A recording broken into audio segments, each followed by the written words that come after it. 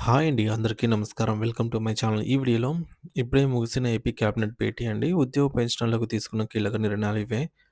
అవేంటో పూర్తి వివరాలు వీడియోలో తెలుసుకుందాం. వీడియోని ఎక్కడే గాని స్కిప్ చేయకుండా ఎండ్ వరకు చూసేయండి. అప్పుడే ఇన్ఫర్మేషన్ పూర్తిగా అర్థమవుతుంది. అలాగే వీడియో చూస్తున్న ప్రతి ఒక్కరు వీడియోకైతే లైక్ చేయండి ఫ్రెండ్స్. ఈ వీడియోని తోటి ఉద్యోగ పెన్షనర్ మిత్రులతో అయితే షేర్ చేయండి. కొత్తగా మన ఛానల్ చూస్తున్నవారు ఇంకా ఎవరైనా సబ్స్క్రైబ్ చేసుకున్నట్లయితే వెంటనే మన ఛానల్‌ని సబ్స్క్రైబ్ చేసుకోండి. సో, దీని ద్వారా నేను చేసే లేటెస్ట్ వీడియోస్ అన్నీ మీ వరకు రీచ్ అవుతాయి. ఇక ఆలస్యం చేయకుండా వివరాల్లోకైతే వెళ్ళిపోదాము. ఫ్రెండ్స్ ఇక విషయానికొచ్చినట్లయితే ఆంధ్రప్రదేశ్ ముఖ్యమంత్రి నారా చంద్రబాబు నాయుడు గారి అధ్యక్షతన జరిగిన తాజా కేబినెట్ సమావేశం రాష్ట్ర భవిష్యత్తుకు ఒక దిక్సూచిలా మారి అత్యంత కీలకమైన నిర్ణయాలకు వేదికగా నిలిచింది. సుమారు 20 ప్రధాన అంశాలతో కూడినటువంటి ఎజెండాపై మంత్రుల మండలి సుదీర్ఘంగా చర్చించి రాష్ట్ర సర్వ సర్వతోముఖాభివృద్ధి మరియు ప్రజా సంక్షేమమే పరమావధిగా పలు విప్లవాత్మక నిర్ణయాలకైతే ఆమోదముద్ర వేసింది. రాష్ట్ర రాజధాని అమరావతిని ప్రపంచ స్థాయి నగరంగా తీర్చిదిద్దాలన్న సంకల్పంతో అక్కడ నిలిచిపోయిన అభివృద్ధి పనులు తిరిగి ప్రారంభించేందుకు ప్రభుత్వం సిద్ధమైంది. ఇందులో భాగంగా నాబార్డ్ నుండి 7,387 కోట్ల రూపాయల భారీ రుణ సేకరణకు కేబినెట్ గ్రీన్ సిగ్నల్ ఇచ్చింది. ఈ నిధులతో రాజధానిలో మౌలిక సదుపాయాల కల్పన, రహదారుల నిర్మాణం మరియు ఇతర కీలక ప్రాజెక్టులు వేగవంతం కానున్నాయి. అమరావతిని మళ్ళీ ఒక వైభవోపేతమైనటువంటి పరిపాలనా కేంద్రంగా మార్చే దిశగా ఇది ఒక చారిత్రాత్మక అడుగు అని చెప్పవచ్చు. చాలా కాలంగా ఎదురుచూస్తున్న ప్రభుత్వ ఉద్యోగులకు ఈ సమావేశం తీపి కబురు అందించింది. పెండింగ్‌లో ఉన్న డీఏ పెంపు అమలుకు సంబంధించి ఆర్థిక శాఖ అనుమతికి కేబినెట్ ఆమోదం తెలపడంతో వేలాది మంది ఉద్యోగుల కుటుంబాల్లో కొత్త ఉత్సాహం నెలకొంది. ఉద్యోగుల సంక్షేమం పట్ల ప్రభుత్వానికి ఉన్న చిత్తశుద్ధిని ఈ నిర్ణయం చాటి చెప్పింది. అలాగే పర్యావరణ పరిరక్షణను మరింత బలోపేతం చేసే దిశగా అటవీ శాఖలో ఖాళీగా ఉన్న అసిస్టెంట్ ఆహ్, కన్జర్వేటర్స్ ఆఫ్ ఫారెస్ట్ పోస్టుల భర్తీకి అనుమతి మంజూరు చేసింది.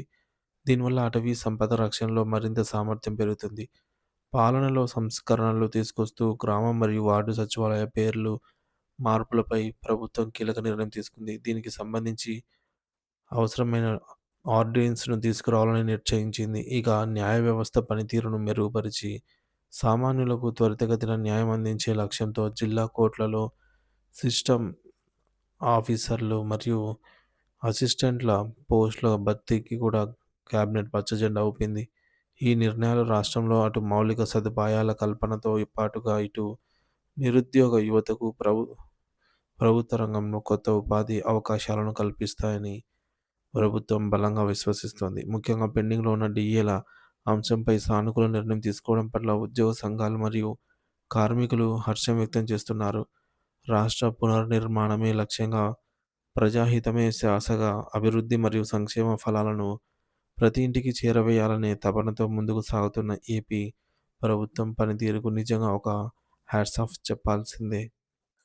సో, మొత్తానికి చూసుకుంటే కేబినెట్ సమావేశంలో సీఎం చంద్రబాబు నాయుడు గారి అధ్యక్షతన ఈరోజు జరిగినటువంటి కేబినెట్ సమావేశంలో మొత్తం 20 అజెండాలపై చర్చ అయితే జరిగినట్టుగా సమాచారము. అలాగే రాష్ట్ర అభివృద్ధికి నాబార్డ్ నుంచి 7,387 కోట్ల రుణాలు, అలాగే అటవీ శాఖలో అసిస్టెంట్ కన్జర్వేటర్ పోస్టుల భర్తీకి ఆమోదం, అలాగే ఉద్యోగుల డీఏ పెంపు అమలుకు ఆర్థిక శాఖ అనుమతికి ఆమోదం.